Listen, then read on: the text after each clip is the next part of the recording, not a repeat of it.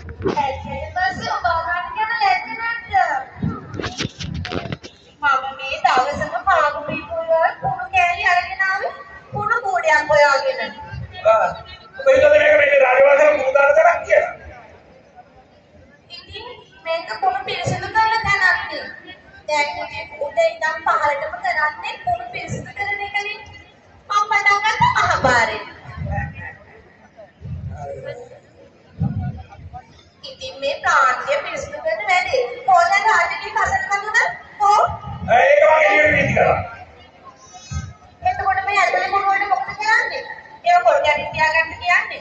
නෑ ඒ වාක්‍යෙදී ටික පිළිසිදු කරගෙන තමයි අපි යන්නේ. හැබැයි ඉතින් ඔය ඇතුලෙන් එළියට දාන කුණු ආයෙ ඇතුලට ගන්න එපා එළියම තියන්න. මේ